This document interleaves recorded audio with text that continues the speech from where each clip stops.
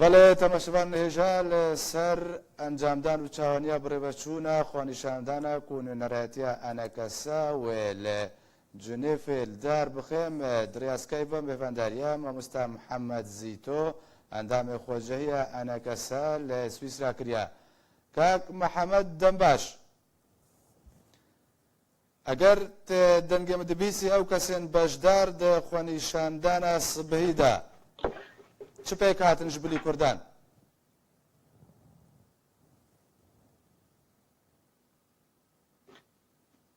کاک محەممەد ئەگەر دەنگێمە دەبیسی ئەو کەسێن بەشدار دە خۆنیشاندانە سبەهیدا چ پێک هاتن ji bilî Kurdan؟ بەڵێ دەیتە کاک محەممەد ئەلۆ ئەگەر تکاربێ دەنگێ تەلەڤیزیۆنێ ژەمخوا ببڕایە پێم بکە دەنگێ شتا و تەماشەڤانێ هیژارە وەک زانن نونەرتیا ئەوروپایا ئەنجومەنە نیشتیمانی کوردی داحوازێک بالا کرد بانگێک بالا کرد ji xelkê me rojavara بەڵێ ez deng nabîsim بەڵێ کەرەم کە کاک محەممەد ئەس دەنگێتە دەبیزم کەرەم کە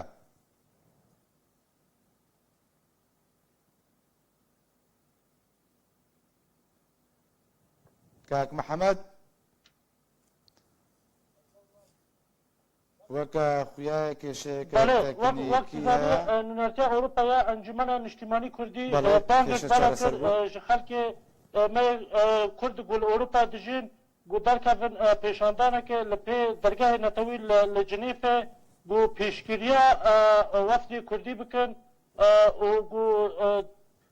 dema wefdê Kurdî bikin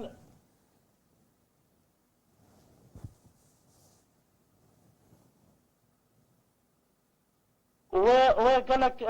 xelkê ji Almanya were ji Nemsa were em jî wek lijna newçe Swîsra em li vê derkê ji amadekarî jîra dikin wê pêşandana me sibeda saet yek dest pê bike li pêş dergehê netewî yekî li Cinêfê û em jî wek lijna newçe Swîsra ya Encûmen Niştîmanî Kurdî me hazîrî jîra kiriye me jî bela kiriye li xelkê me ê li Ewropa dijîn çi li Swîsra be çi li Almanya be çi li Nemsa be hêviya me got ew jî werin hazir bin da got em dengê xwe bi raya giştî û raya cîhanê gînin got mafê Kurdan di pêşaroja Sûrî de di destûrê Sûrî de got de tespît bikin mafê Kurdan em jî Kurd neteweke reîsîne ji xelkê Sûrî di pêşaroja Sûrî de em dixwazin mafê Kurdan destûriyan were tespît kirin em wekî Kurd di pêşiya şoreşa Sûrî de em beşdar bûn em hazir bûn mafê me heye mafê me heye got em jî di pêşaroja Sûrî de mafê xwe pêk bînin. باشە کاک محەممەد ji bilî Kurdan کاک محەممەد ji bilî Kurdan çi pêk hatên din weka Hereb Mesîhî derzî kە pêk hatên Sûriyê pêktênin bêw beşdar bin sibê di xwenîşandanê de ji ber sibehî destûrê paşeroja Sûriya nûyê bê wê bê nivîsandin û tê de mafên hemû pêk hatên Sûriyê wê bê çespandin ji bilî Kurdan kî wê beşdar bê di xwenîşandana sibehî de Na sibeda em Kurd tane hazirin sibeda em Kurd tane hazirin daxwaziya ya Encûmena Niştîmanî Kurdî tane ya bi rastî em sibeda wek Kurd tane li wê derkê beşdarin te wekî din got tu meş nehene xelkê Sûrî pê rabûne tu xebera me jê tune ve sibeda em wek Kurd wek daxwaziya nûnertiya Encûmena Niştîmanî Kurdî li Ewropa em sibeda li wê derkê hazirin کاک محەممەد sibeda em ala şoreşa Sûrî ala Sûrî jî rakine ala Kurdistanê jî rakine em lafîtan rakine mafê Kurdan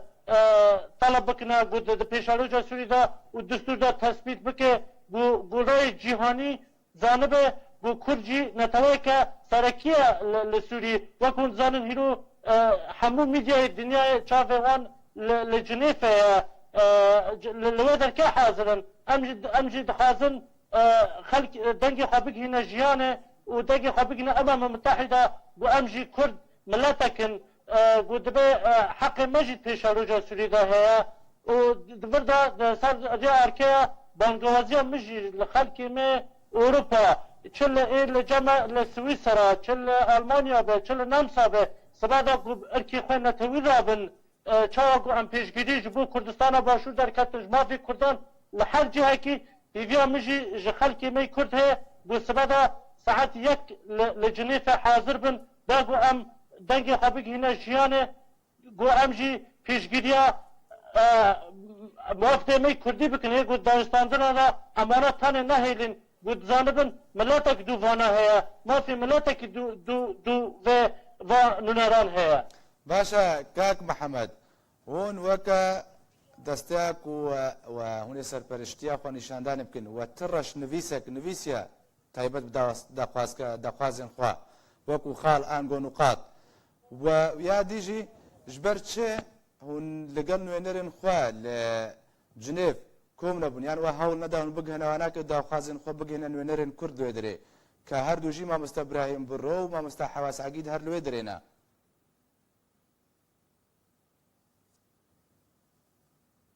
كاك محمد